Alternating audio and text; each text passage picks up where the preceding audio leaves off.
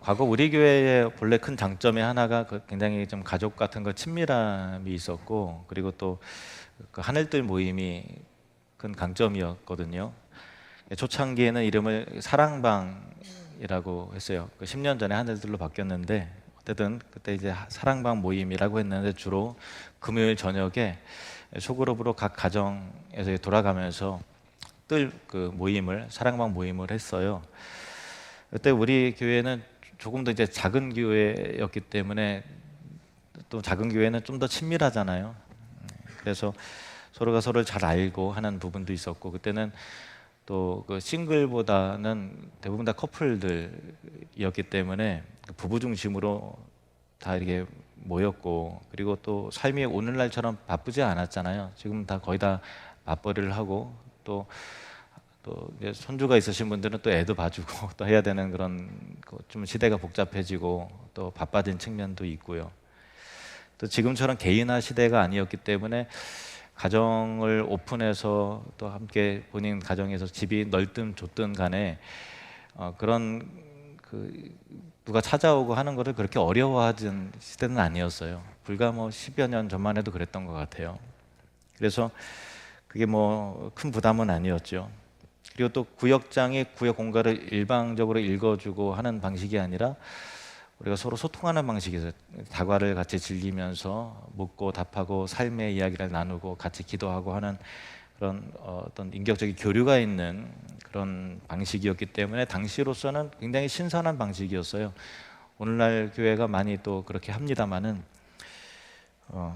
그래서 당시 우리 교회의 모습을 추억하시는 분들은 그때 이제 가족까지 친밀하고 정답고 화목했던 그때 교회의 시절로 이제 돌아가고 싶고 그리워하시는 분들이 좀 있으신 것 같아요. 우리가 그때의 친밀함을 어느 한 부분에서 좀 잃어버린 것은 시대가 변한 것도 있고, 또 교회 규모가 좀 더 커진 것도 있고, 또 우리가 변한 것도 있겠죠. 그런데 시대가 또 우리가 변했기 때문에 지금의 모습은 어쩔 수 없는 거야 라고 하기에는, 성경이 말하는 교회는 이래야 돼 라고 하는 그 공동체로서의 본질을 성경에서 매우 분명하게 말씀하시기 있기 때문에 우리가 이 부분에 대해서 어떻게 하면 그렇게 회복할 수 있을까라는 것을 진지하게 고민해야 될 부분이라고 생각을 합니다. 교회의 본질이라는 것은 뭐냐면요, 교회는 우리가 세운 게 아니잖아요. 예수님이 세우신 거예요. 그리고 예수님이 세우셨기 때문에 예수님이 교회는 이래야 돼라고 하는 분명히 말씀하신 부분들이 있어요. 교회 본질이 여러 중요한 부분들이 있는데, 예를 들면 예배죠. 예배하지 않는 교회 그거 있을 수가 없잖아요. 그죠? 그러니까 교회는 예배하는 공동체가 되어야 되는 거예요. 그러니까 시대가 바뀌었고 상황이 바뀌었으니까 예배 말고 또 다른 걸로 대체를 하자라는 것은 있을 수가 없어요. 예배하지 않는 교회는 교회가 아니기 때문에.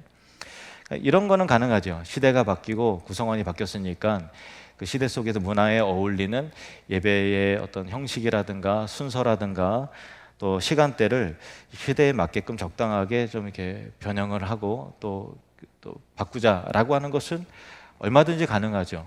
예배의 틀과 형태와 또 순서는 그 지역마다 시대마다 또 상황마다 계속해서 바뀌어 왔기 때문에 그런 거예요. 선교도 교회 본질 중에 하나입니다. 아까 영상 굉장히 좀 감동 있게 봤는데, 복음 전파, 선교적 사명, 또 전도의 사명은 예수님께서 교회를 향해서 말씀하신 지상 명령이에요. 그렇기 때문에 시대 속에서 우리가 전도가 매우 어렵다는 거 많이 느껴요. 또 선교도 어렵죠. 그런데 어려우니까 하지 말자라고 하는 것은 우리의 권한이 아니에요. 그는 예수님이 명령하신 거기 때문에 우리는 순종해야 되는 거죠. 다만 이 시대 속에서 어떻게 하면 효율적으로 실질적인 열매가 있을 수 있도록 전략적으로 어떻게 하면 전도할 수 있을까, 그 고민은 해야 되겠죠. 어떻게 하면 좀 더 효과적인 선교를 할 수 있을까에 대한 고민은 할지언정 이 본질을 우리가 결정하는 건 아니에요. 무슨 뜻인지 이해되셨죠? 선교하지 말자. 왜? 어려우니까. 이거는 선 넘는 거예요. 이거는 교회 본질이에요. 우리는 그냥 순종하는 겁니다. 단 어떻게 하면 효과적으로 할 수 있을까에 대한 고민을 해야 되는 거죠. 또 다른 본질이 있어요. 뭘까요? 교제하는 거, 교제. 교제 공동체로서의 기능으로 교회를 만드셨기 때문에 야, 요즘 바쁜데 어떻게 교제하냐, 교제하지 말자, 그냥 예배만 드리면 안 돼 라고 하는 것은 그렇게 할 자격과 권한이 우리에겐 없어요. 그러니까 어떻게 하면 바쁜 현대인의 삶 속에서 교제를 좀 더 친밀하게 하고 또 어떻게 하면 잘 할 수 있을까에 대한 고민을 해야 되는 거지, 교제를 하고 안 하고를 우리가 결정할 수 있는 사안이 아니에요. 왜냐하면 교제하는 공동체로서의 교회는 예수님께서 이 지상의 교회를 세우신 본질로서의 그 모습이기 때문에 그런 거죠. 그래서 교회는 하나님이 만드셨고 하나님이 교회의 본질을 제시하셨기 때문에 목사와 모든 성도는 그 본질을 어떻게 하면 이 시대 속에서 여러 가지 틀로서 또 형식으로서 잘 담아낼 수 있을까. 그래서 틀과 형식은 시대마다 계속해서 바뀌어 와야 돼요. 본질을 지켜내기 위한 싸움을 하는 거죠. 그래서 본질과 틀 헷갈리시면 안 돼요. 본질은 계속해서 가지고 나가야 되고 형식은 바뀔 수 있다. 그 형식을 진리라고 생각하면 안 돼요. 우리는 본질만을 지키는 거예요. 그래서 이 교제의 본질을 지키고 적용하기 위해서 어떤 교회들은 예배 시간 중간에 한 5분 정도 서로 여러분 이제 교제합시다 그러면 서로 막 돌아다니면서 어떻게 지냈냐고 악수도 하고 또 안부도 묻고 인사도 하고 또 기도를 하면서 교제 시간을 이렇게 갖는 교회들도 있어요. 한국의 교회는 대부분 그러진 않는데 좀 더 활발한 남미의 교회라든가 뭐 그런 교회들은 굉장히 예배 시간을 적극적으로 활용을 해서 막 서로 돌아다니고 막 하는 게 굉장히 좀 자유로운 그 문화니까 그렇게 하는 교회도 있고요. 필리핀 요번에 비전 트립 가서 로스아미고스 교회에서 주일 예배를 드리는데 그 교회도 예배 시간에 찬양을 하고 우리가 교제합시다라고 하니까 찬양 부르면서 성도들이 막 돌아다녀요. 막 돌아다니면서 막 악수하고 또 반가운 얼굴들 인사하고 한 분도 빠짐없이 다 그렇게 하더라고요. 그러니까 또 그 가운데서 우리 같이 이제 방문객들도 또 이렇게 또 일일이 악수하고 또 해서 조금 어색하긴 했지만 그런데 그렇게 하니까 친교가 되는구나. 그 예배 시간에 중간에 하는 것도 괜찮은 방법이네. 그런 생각이 들더라고요. 물론 이제 한국인의 정서와 문화 속에 그게 얼마나 잘 되는가는 아직 모르겠습니다만은 어쨌든 필리핀 사람들의 정서 속에서는 예배 시간을 그렇게 활용을 하는 것을 보고서 참 좋았다 그런 생각을 했습니다. 그리고 교제를 나누기 위해서 예배 후에 함께 식사하는 것도 굉장히 중요한 요소예요. 그러니까 식사라고 하는 것은 식탁 공동체로서 우리는 한 가족입니다. 예수 그리스도 안에서 우리는 한 형제요, 저 자매입니다라는 그런 의미가 있거든요. 그거 자체로서 의미가 있는 것이지 그 다음 순서를 위한 어떤 그 중간에 배고프니까 밥 먹자라고 하는 그런 기능적인 의미가 아니라 식사하는 것 자체가 본질로서의 중요한 가치가 있는 거예요. 그 오후에 어떤 시간을 갖든 아니든 그게 중요한 게 아니에요. 예를 들면은 예전에 우리가 식사 후에 저녁 예배 드렸잖아요. 오후에 다 집으로 갔잖아요. 그럼에도 불구하고 예배 후에 식사했잖아요. 그죠? 그것 자체가 의미가 있는 거죠. 여러분 중에 어떤 분들이 이제 제가 성도님들과 같이 이렇게 줄을 서서 밥을 뜨거나 또 이렇게 섞여서 먹지 않고 밥을 따로 먹는 것을 이상하게 생각하신다는 얘기를 해주셔갖고 제가 곰곰이 생각해서 그렇게 보일 수도 있겠다. 그럼 어떡하냐 이런 고민을 사실 했어요. 근데 제가 좀 오해를 하시는 것 같아서 좀 해명을 드리자면 따로 먹고 싶어서 그러는 게 아니에요. 결론적으로 저도 같이 먹고 싶죠. 근데 그 이유가 뭐냐면은 이제 여러분 예배 후에 저는 이제 인사를 다 하고 맨 마지막에 내려오잖아요. 그리고 나서 또 기도를 해드려야 될 부분은 성도님들과 만나면서 교제하고 기도도 하고 안부도 묻고 또 바로 가시는 분들에게 또 어떻게 지내셨나라고 이게 묻기도 하고 또 그래요. 그러다 보니까 저와 제 아내는 거의 제일 나중에 이제 그 식사를 하게 되는데 그래서 그 봄에 식사를 딱 할 때 저도 이제 같이 이제 어울려서 먹고 싶은 마음에 식기를 들고 들어가니까 다들 눈치가 여기 앉으면 목사님 여기 오면 어떡하지? 그 긴장과 두려움에 사로잡히시더라고요. 그래갖고 이게 그리고 딱 보니까 그럴 만도 한 게 저를 뭐 싫어서 그런 게 아니라 밥을 이미 거의 절반 이상 드셨어요. 근데 제가 딱 앉으면은 얼른 먹고 일어나야 되는데 제가 거기에 속도를 맞출 수도 없고 그분이 또 제 속도를 맞춰갖고 또 한없이 또 기다릴 수도 없고 하는 그 조금 어색해지는 그 시간들이 있더라고요. 그래서 그렇구나. 진짜 목사는 외로운 존재구나. 그냥 고독하게 그냥 가야 되겠다. 사실 그런 생각을 좀 했어요. 그러니까 여러분과 특별히 뭐 따로 이제 어울리고 싶지 않다거나 아니면 뭐 특권 의식이 있어서 뭐 그런 게 전혀 아니고 이게 타이밍상 조금 이게 좀 이렇게 여러분에게 적극적으로 들어가기는 좀 불편해하시는 게 불편하게 하는 게 그 나쁜 감정은 아니에요. 저라도 그럴 것 같아요. 예.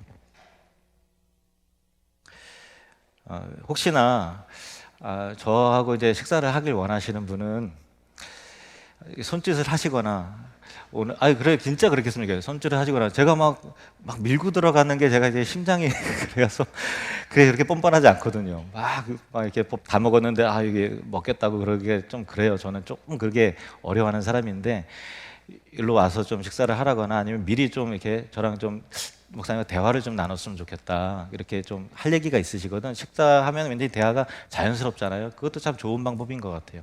그래서 농담이 아니라 그렇게 좀 이게 저에게 좀 다가와 주셨으면 좋겠어요. 여담입니다. 예.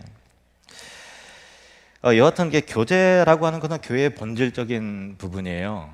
그러니까 우리가 서로 같이 한 가족이 되다 보면 가족 안에서도 미운 사람이 생길 수 있잖아요. 오해가 생길 수 있고 교회는 어떻게 또 그러겠죠. 그럼에도 불구하고 교회는 가족이기 때문에 가족의 공동체를 좀 섭섭한 감정이 있다고 그 가족을 깨고 그렇게 쉽게 하는 게 아니잖아요. 교회도 그럼에도 불구하고 하나님께서 세우신 이 교제의 본질을 어떻게 하면 지키고 유지해 나갈 수 있게 대한 고민을 같이 하는 것이 성숙된 신자의 옳은 모습이죠. 그래서 그 중에서 교제에 있어서 가장 중요한 것은 소그룹입니다. 소그룹. 각 교회마다 이런 소그룹을 전통적인 교회는 구역이라고도 하고 또 속회라고도 하고 또 좀 더 친밀함을 강조하는 것은 가정교회에서는 셀이라고도 하고 목장이라고도 하고 또 다락방이라고도 하죠. 우리는 옛날에 사랑방이었는데 또 하늘들로 이름만 바꾼 거예요. 어쨌든 다 같은 소그룹을 지칭하는 표현인데 그 밀착감의 정도는 다 다르다 할지라도 다 똑같이 소그룹을 의미하는 거예요. 교회 내에 소그룹이 중요한 이유는 교회 공동체적인 그 본질을 소그룹의 형태를 가질 때 가장 잘 담아낼 수 있기 때문에 그런 거거든요. 그러니까 교회에 대한 성경의 설명 중에도 우리가 꼭 기억해야 될 게 교회는 하나님의 가족이다라고 하는 거예요. 이 가족의 머리는 우리의 아버지이신 하나님 아버지이시고 우리는 하나님을 아버지라고 부르고 있는 자녀들이죠. 그래서 우리는 다 같은 형제요 자매인 것입니다. 그래서 초대교회 때부터 우리 믿음의 성도들 부를 때 형제님, 자매님 그렇게 불렀어요. 그냥 단순한 호칭이 아니라 우리는 한 가족입니다라는 의미였죠. 이렇게 주일에 모여서 함께 예배하는 대그룹 공동체도 물론 소중하지만 대그룹 예배만으로는 교회의 핵심이자 본질인 가족 공동체를 경험할 수 없잖아요. 서로 깊이 있는 이야기를 나누고 살아온 이야기 또 말씀 가운데 실천했던 것, 어떤 기도 제목이 있는지, 삶에 어떤 어려움이 있는지를 서로 나누고 기도하고 하는 그 공동체가 되어야만 예수님께서 본래 세우신 교회로서의 공동체적 기능을 잘 감당을 하는 건데 그래서 소그룹의 형태를 교회는 반드시 가지고 있어야 되는 거죠. 그랬을 때 진정한 공동체적 교회의 기쁨과 사랑과 은혜와 돌봄과 치유와 회복을 그 공동체 안에서 누리게 되는 거예요. 오늘 본문을 다시 보시면 같이 다시 읽겠습니다. 시작. 우리가 보고 들은 바를 너희에게도 전함은 너희로 우리와 사귐이 있게 하려 함이니 우리의 사귐은 아버지와 그의 아들 예수 그리스도와 더불어 누림이라. 아멘. 누림이라는 단어가 아주 친숙하게 와닿죠. 우리 하늘누림교회 같은 단어인데 우리가 복음을 듣고 교회 일원이 된 이유는 단순히 예배하기 위해서 그걸로 충분하지 않다는 거예요. 그리스도 안에서 함께 그 사귐을 누리도록 하기 위해서 우리가 복음을 듣고 믿게 되었고 교회 일원이 되었다라는 표현이에요. 누림이라는 단어 이 다니엘서 7장 18절 우리 교회 이름이 여기서 나왔잖아요. 같이 한번 읽을까요? 지극히 높으신 이의 성도들이 나라를 얻으리니 그 누림이 영원하고 영원하고 영원하리라. 아멘. 이 누림이라는 단어가 흔하게 나오는 건 아닌데 신약 성경에서도 유일하게 딱 등장하는 본문이 오늘 본문이에요. 물론 원어로서는 같은 건 아니에요. 한글로 비웠을 때 이제 같은 단어긴 합니다만은 어쨌든 다시 이 요한일서 1장 3절을 다시 읽어보면 우리가 보고 들은 바를 너에게도 전함은 말씀을 너에게 전하고 복음을 너에게 전한 이유는 너희로 우리는 교회죠. 우리와 사귐이 있게 하려 함이니 우리의 사귐은 아버지와 그 아들 예수 그리스도와 더불어 누리는 사귐이다라는 거예요. 메시지 성경을 보면은 이렇게 돼 있어요. 우리가 그것을 보고 듣고서 이제 여러분에게 전하는 것은 우리와 더불어 여러분도 아버지와 그분의 아들이신 예수 그리스도와의 사귐을 경험하게 하려는 것입니다. 우리가 이 편지를 쓰는 목적은 여러분도 이 사귐을 누리게 하려는 것입니다 라고 돼 있는데 계속해서 사귐이라는 단어가 원어로 그 유명한 코이노니아라는 단어예요. 들어보셨죠? 코이노니아. 같이 따라해 볼까요? 코이노니아. 뭐라고요? 사귐, 교제, 또 어떤 친밀함, 우정, 뭐 이런 좋은 의미예요. 근데 그 코이노니아 이 헬라어 단어의 문맥적인 의미는 단순한 교제와 친밀함이 아니라 하나님 아버지와 그의 아들 예수 그리스도 안에서 더불어 누리는 사귐이라는 거죠. 영적 사귐이라는 거예요. 은혜의 사귐이라는, 복음적 사귐이라는 거예요. 세상에서 맛보는 우정과 교제 친밀할 수 있어요. 정말 형님하고 동생하면서 충만한 은혜라기보다는 친밀함을 세상 사람들에게서 정말 누릴 수 있죠. 그렇지만은 본질적인 차이가 있어요. 뭐냐면 그리스도 안에서의 사귐은 교회 안에서만 허락된다는 거예요. 교회 공동체 안에서 하나님 아버지와 그의 아들이신 그리스도께서 계시기 때문에 영적인 사귐이, 영적 코이노니아가 이루어지는 것이죠. 그래서 교회는 단순한 재미 위주의 친교가 아니라 하나님 아버지와 그의 아들 예수 그리스도와의 영적인 사귐을 누리도록 경험하도록 하게 해야 된다라는 거예요. 그 모든 소그룹을 가지신 리더분들 할 때 과연 영적 사귐이 있는가? 영적 은혜가 있는가? 여기에 우리 하나님 아버지의 임재가 있는가? 예수 그리스도의 복음에 대한 감동이 있는가를 정말 진지하게 고민하셔야 돼요. 만약에 그게 없으면 세상의 교제와 방불한 거가 되는 거예요. 교회 안에서 모인다 할지라도 여전히 은혜가 안 되는 거예요. 그런데 십자가 복음이 선포가 되고 하나님 아버지를 찬양하고 그 말씀에 비춰 우리의 삶을 나누고 나눠진 삶이 우리의 기도 제목이 되고 우리의 눈물이 되고 그의 기쁨이 우리의 모두의 웃음거리가 되고 할 때 하나님께서 말씀하시는 정말 이 지상에 세우신 교회의 그 공동체적 아름다움을 우리는 회복하게 될 것입니다. 그런 영적인 모임이 되어야 되는 거죠. 그 자연적 교회 개발이라고 하는 NCD라고 하는 이 기독교 기관이 있는데요. 유명한 단체예요. 근데 그곳에서 전 세계를 막론하고 수많은 성장하는 교회, 역동적인 부흥을 경험하는 그 교회들을, 지역 교회들을 연구했는데 그 교회들마다 공통적인 특징이 있다는 거예요. 공통적인 특징 한 8가지로 정리를 했는데 그 중에 몇 가지 소개를 하면은 첫 번째는 영감 있는 예배. 그러니까 은혜로운 교회, 성장하는 교회마다 예배가 은혜로운 거죠. 예배가 은혜가 안 되는데 성장이 될까? 그 맞는 말이잖아요. 근데 그냥 어떤 은혜, 영감 있는 교회, 성령의 임재가 느껴지고 찬양의 감동이 있고 또 메시지에 대한 그 진리의 선포가 있고, 그죠? 공감하실 거예요. 그리고 또 하나는 필요 중심적 전도. 그러니까 그냥 일방적으로 그냥 노방전도 막 하고 하는 그런 열심이 아니라 이 지역 사회의 사람들의 그 정서와 필요를 채워주는 방식의 전도를 한다는 거예요. 그러니까 나만의 내가 옳다고 여기는 방식으로 전도하는 것이 아니라, 선교하는 것이 아니라 그 사람들의 요구를, 필요를 채워주는 방식의, 소통하는 방식의 전도를 하는 거죠. 관계 전도를 하는 거죠. 또 하나는 그 중에 하나가 이제 전인적 소그룹이에요. 그냥 소그룹이 아니라 전인적 소그룹. 한번 따라해 보겠습니다. 전인적 소그룹. 전인적이라는 것은 우리가 전인적 할 때 우리의 영혼이 있고, 그리고 지성과 감정과 의지가 있잖아요. 의지는 행동을 이끌어내는 거죠. 지성적인 거. 그러니까 하나님의 말씀의 중심의 공동체라는 거예요. 말씀을 나눔이 있는 거예요. 말씀의 나눔, 그리고 말씀의 적용이 있죠. 말씀의 은혜 받아요. 또 하나님을 알아가는 기쁨이 있어요. 전인적, 지적인 영역이 있고, 또 하나는 감정적인 터치가 있어요. 서로 삶을 나누면 눈물이 나기도 하고 할 때 그리스도의 사랑을 경험하게 되는 거죠. 위로가 있고 또 함께 나누는 기쁨이 있고 은혜가 있고 할 때 정서적으로 안정감을 누리면서 위로를 받으면서 은혜에 대한 체험이 소그룹 내에 일어나는 거예요.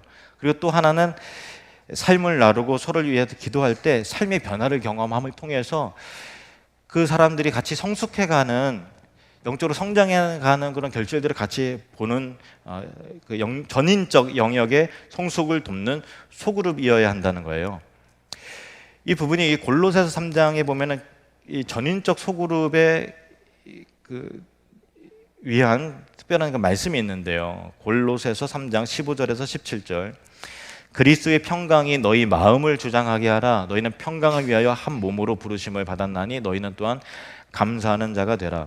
그리스도의 말씀이 너희 속에 풍성히 거하여 모든 지혜로 피차 가르치며 권면하고 시와 찬송과 신령한 노래를 부르며 감사하는 마음으로 하나님을 찬양하고 또 무엇을 하든지 말에나 일에나 다 주 예수의 이름으로 하고 그를 힘입어 하나님 아버지께 감사하라. 아멘. 전인적인 그 은혜가 있잖아요, 여기에. 그죠? 찬양이 있고 기도가 있고 말씀의 나눔이 있고 사랑의 고백이 있고 위로와 격려가 있어요. 권면해요. 가르침이 있어요. 감사가 있어요. 평강이 있어요. 한 몸이라는 거 알아요. 서로 봉사해요. 얼마나 참 보기 좋아요. 이것이 교회라는 거예요. 이것이 주님이 세우신 교회의 공동적인 목적이에요. 그래서 우리가 신앙생활을 할 때 난 이 교회 예배가 좋아 라고 해서 예배를 드리지만 공동체 안에서의 그 본질의 이 전인적인 영역을 공동체 안에서 누리지 못하면 사실은 제대로 신앙생활하는 게 아니죠. 예수님께서 교회를 세우신 목적이 있다는 거예요. 그 목적 안으로 들어가야 된다는 거죠. 근데 이 공동체적이고 인격적이고 신앙적인 이 연합의 아름다움을 맛보고 누리기 위해서는 대그룹 공동체로 사실상 어렵잖아요. 그렇잖아요. 우리가 여러분 예배드리지만은 1, 2부 나눠져 있고 예배드리지만은 1년, 2년 지나도 저분 처음 보는 분들 아마 계실지도 몰라요. 저분이 언제 교회 등록하셨지? 나보다 먼저 왔다고 깜짝 놀라기도 하고. 그러니까 대그룹에서는 인격적인 교류를 누리기가 사실상 어려워요. 그래서 교회 안에서는 반드시 소그룹이 활성화되어 있어야 되는데 소그룹의 성경적 근거가 분명히 있어요. 그 이유는 하나님의 존재와 본질 자체가 공동체적이고 소그룹적이었어요.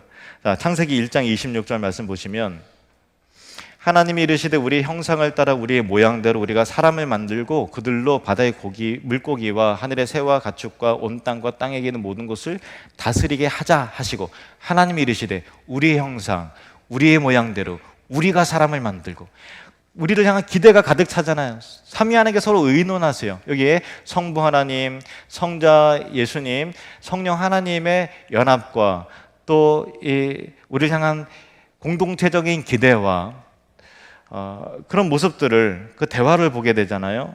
그러니까 우리 하나님 자체가 유일하신 한 분 하나님이시지만 동시에 동일한 본질로 완벽한 하나를 이루시지만 성부, 성자, 성령의 삼위로 존재하신다는 거예요. 공동체적이었다는 거예요. 그래서 어떤 신학자는 하나님의 이 모습이 소그룹의 원형이에요. 교회의 원형이다 이렇게 말씀을 하고 있는 걸 봤어요. 하나님이 인간을 창조하실 때를 생각해 보면 이 세상 만물을 만드시고 보시기에 아주 좋아하셨어요. 그런데 단 하나만 빼고 사람이 홀로 있는 것이 좋지 않았다 이렇게 말씀하고 계세요. 그래서 남자에게서 여자를 갈비살 취해서 여자를 만드시고 남자 여자를 창조하셨을 때 비로소 보시기에 아주 좋았다라고 말씀하시고 계시거든요. 그러니까 하나님은 남자와 여자를 지으시고 믿음의 소그룹 안에서 살게 하시는 거죠. 이것이 가정이고 이것이 교회입니다. 하나님의 창조하신 인간의 모습은 그 공동체 속에서 삼위 하나님의 존재 양식이 반영이 되었던 것이에요. 성자 예수님도 공생애를 시작하실 때 먼저 소그룹을 만드셨어요. 물론 많은 군중들이 몰려오기도 하고 그들에게 말씀을 가르치기도 하셨지만은 그들 가운데 몇몇 사람들 택하여 불러내셔서 12명의 제자를 부르시고 그 소그룹을 양육하시고 인도하시는데 예수님의 공생애 가운데 가장 많은 시간과 열정을 투자하는 것이 12명의 제자와 함께 동고동락하면서 그들을 양육하시는 것에 예수님이 상당한 에너지를 거기에 쏟으셨다는 거예요. 소그룹을 위해서. 겟세마네 동산에서 십자가 죽음을 앞두시고 고민하며 기도하십니다. 예수님은 그때 내가 만든 그 소그룹의 이 기도의 후원을 필요로 하셨어요. 그리고 그곳에 기도하러 가시기 직전에 베드로와 야고보와 요한에게 자신의 감정을 솔직하게 말씀하셨는데, 내가 고민해서 죽을 지경이다 라고 해서 솔직하게 오픈하셨다는 거예요. 리더가 솔직하게 나의 아픔과 나의 괴로움을 솔직하게 오픈하는 거예요. 그리고 그 기도의 후원을 받는 거죠. 그럴 때 교회는, 그 공동체는 영적인 결합이 이루어지는 거예요. 영적인 교류가 있는 것입니다. 삶을 오픈하고 모든 것을 공유해 나가는 거예요. 연약함을 말하면서 날 위해서 기도해 달라고 후원을 요청하는 거죠.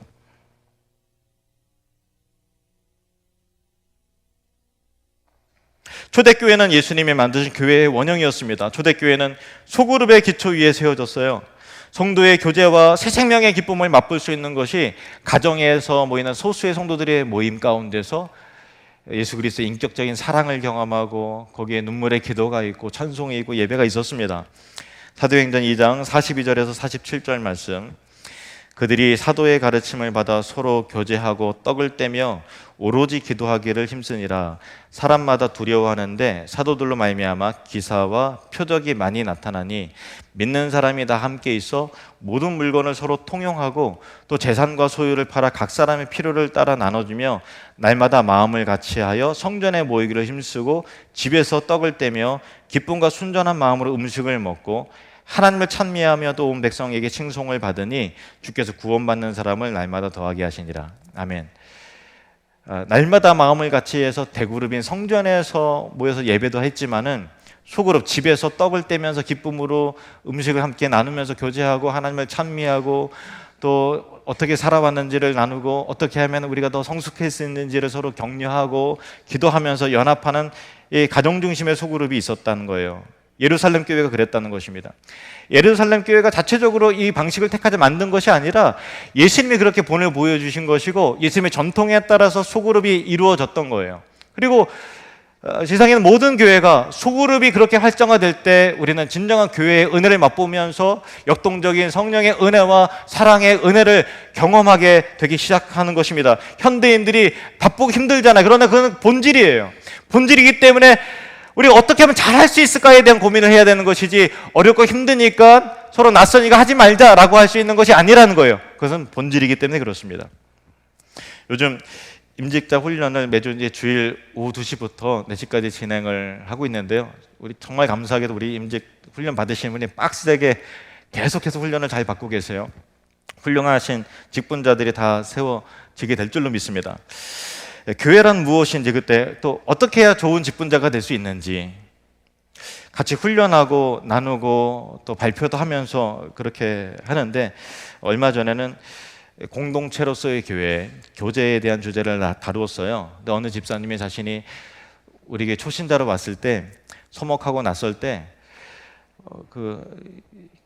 어느 이제 그 하늘들 리더분이 전화를 했다는 거예요. 그래서 다음 주에 거기서 하늘들 모임 하기로 했는데 언제 시간이 되냐? 그래서 얼떨결에 마음의 준비도 안 돼 있는데, 그래서 이렇게 하는 수 없이 예, 언제 시간이 됩니다. 그래서 이게 하니까 이제 우르르 온 거죠.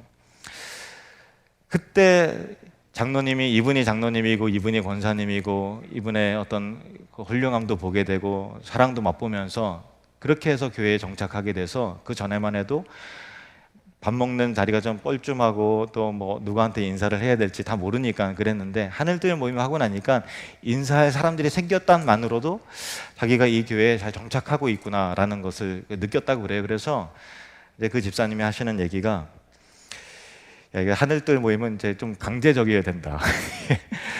나도 강제적으로 이제 막 이렇게 훅 들어와서 하고서 이제 무방비 상태로 당했는데 그게 유익했다라는 거예요. 마냥 싫지만은 않았다는 거죠.